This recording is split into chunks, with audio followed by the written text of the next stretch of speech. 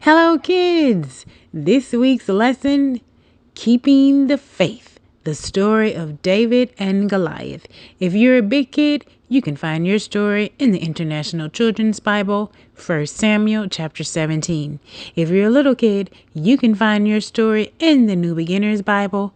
The story is called David and Goliath on page 173. Let's get started, kids.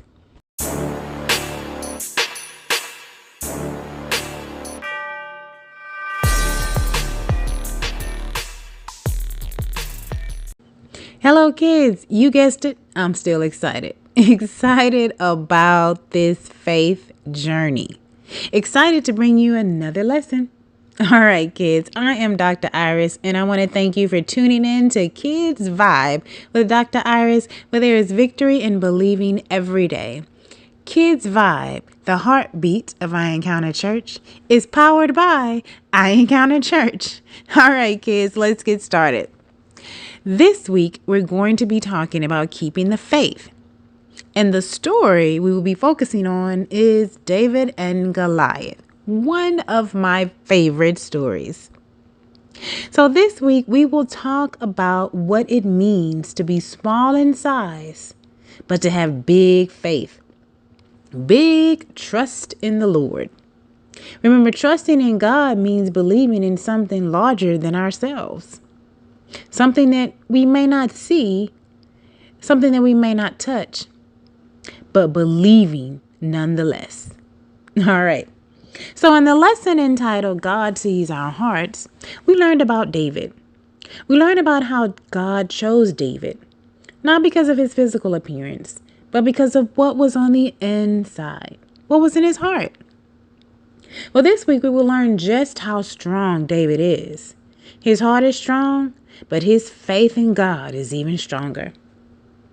So the story of David and Goliath begins with the Philistine army. What were the Philistines? Well, the Philistines were great enemies to the Israelites. They didn't really like the Israelites very much. And at the beginning of this story, the Philistine army is headed straight toward Israel. And they aren't trying to make any new friends.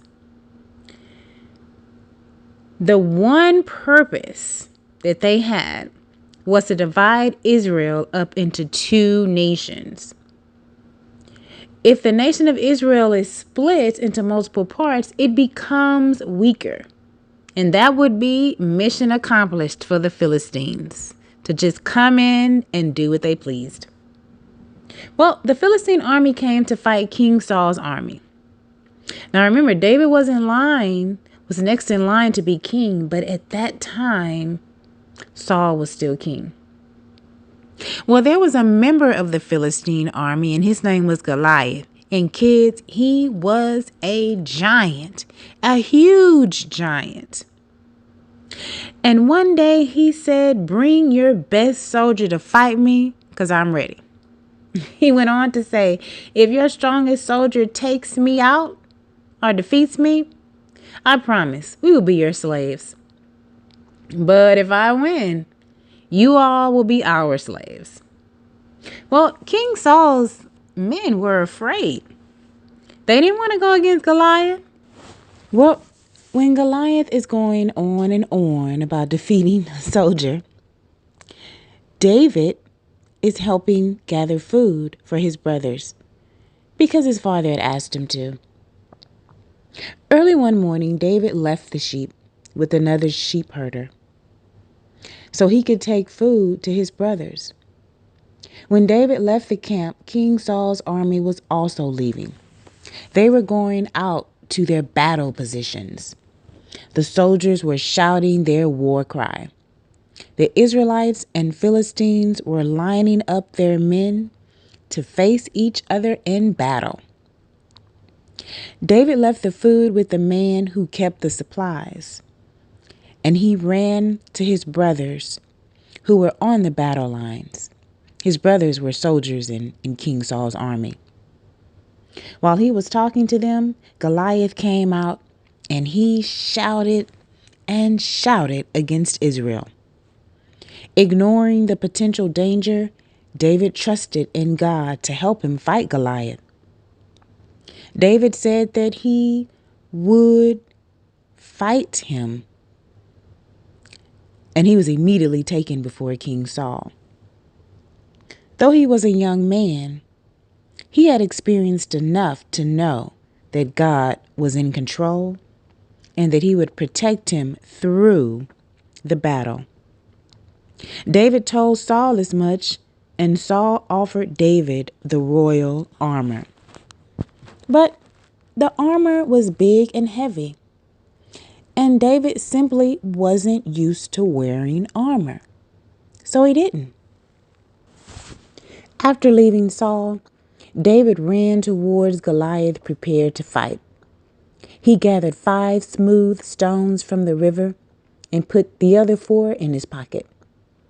The 5th one went into the sling prepared for Goliath. They ran towards one another. Goliath mocked David and said that he was not afraid of a little boy. But David said that the Philistines came with the sword, shield, and spear, but that he came with the confidence in the God of Israel. David boldly replied that he had no fear of Goliath and that the birds would be picking the flesh off the giant by the end of the day. David let that stone fly in his sling, and the stone hit the giant right between the eyes, and Goliath fell forward. He lost that battle, and David won. Well, so what's the faith in this story, kids? Well, the faith is we can trust God. Through any battle, we can carry God with us. We can have faith that God is going to be there in every battle that we have. Whenever we are confronted by a bully or by a mean person or someone who really isn't nice to us, or any other battle, I promise you, kids, God will be there. All we have to do is have confidence in the Lord like David did. I told you, kids, that was a great story.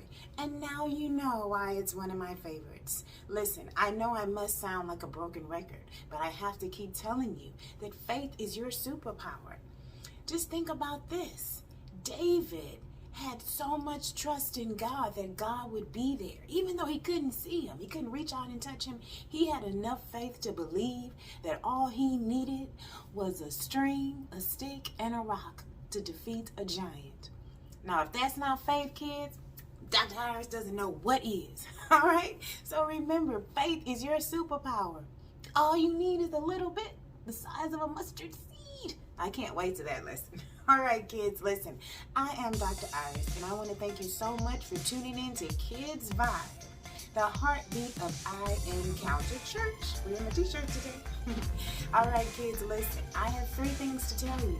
Number 1, subscribe to Dr. Iris's YouTube page. I promise you, there's some great things coming this year. The second thing, you are awesome because our amazing God made you that way. And the third thing is, faith is your superpower. Wait, no, well, not yet. But faith is still my superpower. And I'm believing in muscles and everything else, including God. Kids, have a great, great week. I'll see you in virtual land very soon. All right, bye-bye.